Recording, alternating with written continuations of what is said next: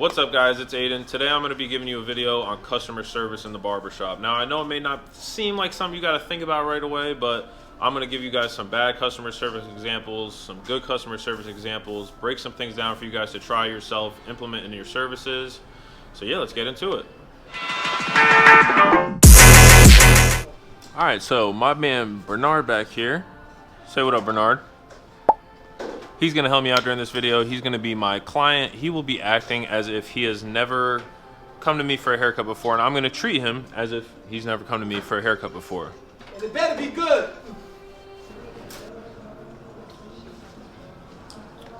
Hey, you available for a haircut? Yeah, you can come on over, brother. Oh, my fault. Yo, see.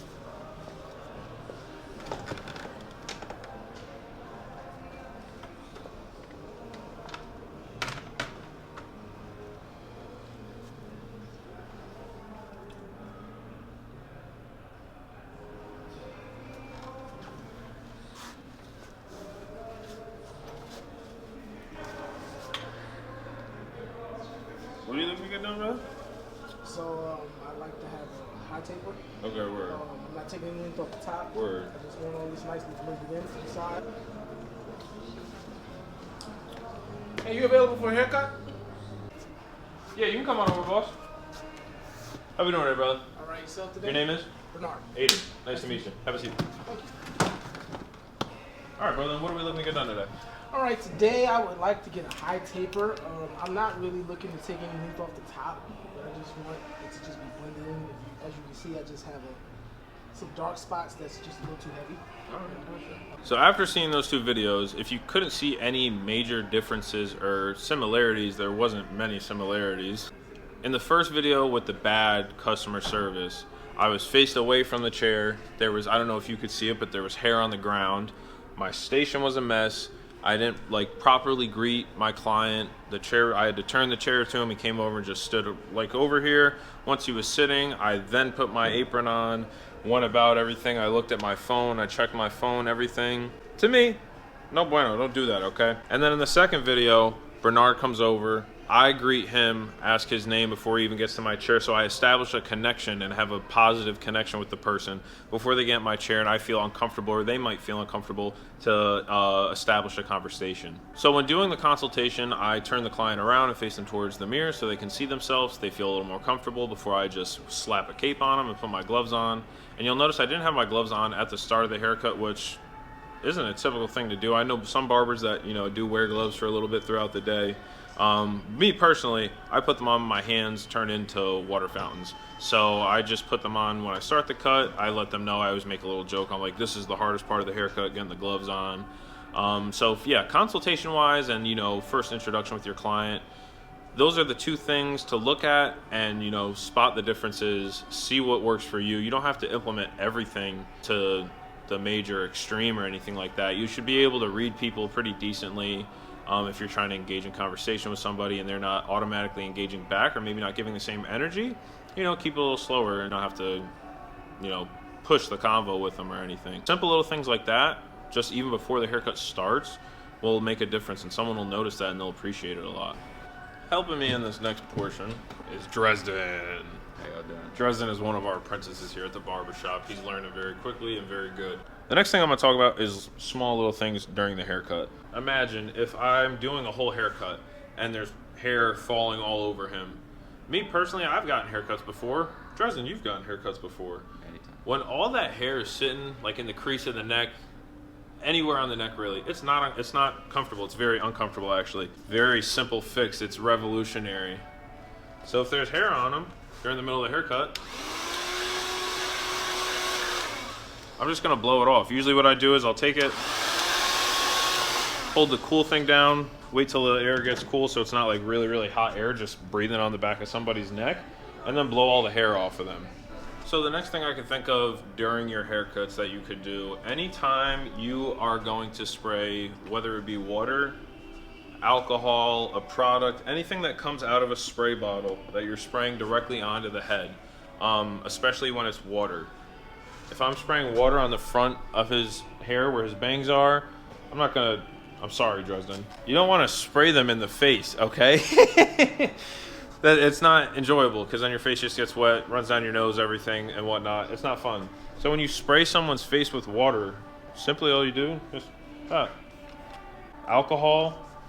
If I'm finishing up the haircut, all I'm gonna do is take my hand like this and kind of put my pinky right around his like his eyebrow and just spray the alcohol like that.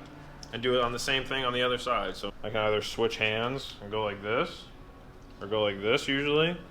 But you just want to block like the eyes, the nose. You don't want to spray stuff directly into people's face. So the next thing I'm going to go over with Dresden and you guys, because Dresden is, like I said, he's an apprentice. He's learning too. Double whammy. When you are transitioning from working on the top of the head and then, you know, maybe you do your rough draft of the beard, whatever it may be. Once you go to lean your client back, don't just, we're going back and just like slam them back. That's not fun. What I do usually is I kind of let them know with like physical cues and things that I'm about to lean them back. So lift the headrest up. And I usually kind of try and line it up to if he put his head back right now, it'd be on the middle of the headrest. So go ahead, put your head back. Pretty much on the middle of the headrest. And then when I lean them back, I'll go, all right, boss, I got the headrest up for you. I'm leaning you back just a little bit. Let me know if that's a good spot for it. And then they'll usually say, yeah, that's fine. If they don't say anything, I'll go, is that comfortable? Just to make sure, because there's been times when I get limped back in a barber chair and it's not in a comfortable spot. And I'm too anxious to say something. So then I'm sitting there doing a neck workout, holding my neck up for the next 20 minutes of that haircut. So the next thing, Dresden actually just brought this up, and it's a very good idea because it's something I do that I didn't think of until just now. When you're putting a hot towel on someone's face, you know, they're usually laid back like this and they're relaxed. If their eyes are closed, you put a hot towel on their face, it's like if you drop an ice cube down someone's shirt. Like, it's very surprising, sudden. They might not like it right away, you know, be a little off put. So I'm gonna go grab a hot towel.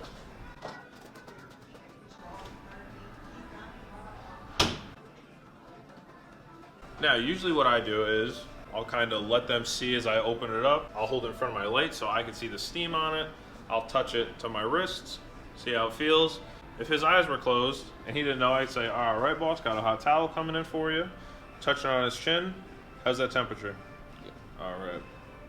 And then I proceed putting the hot towel onto his face. Instead of, if his eyes were closed and I came over, didn't say anything, and just went, and like put a hot towel on someone's face, it's not comfortable. Like, even like when we take these out of the towel warmer, they're a little warm at first. Like, they cool off very quickly. This is already pretty much like cool for the most part. I've been waving around. But it's always just good to let them know what they should be expecting.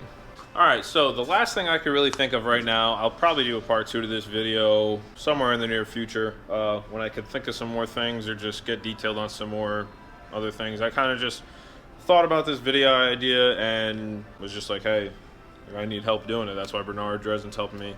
Chris is our other apprentice. She's back there. She's helping clean up the shop a little bit. We very much appreciate that. But for our last thing is when you're finishing up a haircut, you know, I sprayed alcohol on him, did whatever it may be. Let's even say I'll take this off. You know, the cape is off. All I need to do now is take the cape off, lower the chair, and let him out. You can do just that if you want. But me, I like to do like 1-2 extra steps. So I take my blow dryer and a neck duster, and I blow on the back of the neck as well as brush on the back of the neck. So I go like this.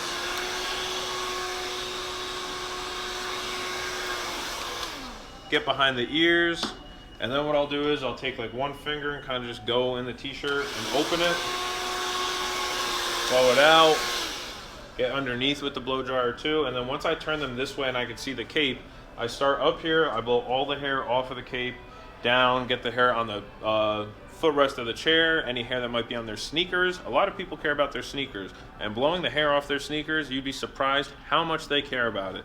People who don't, whatever, they're just like, oh, cool, but just.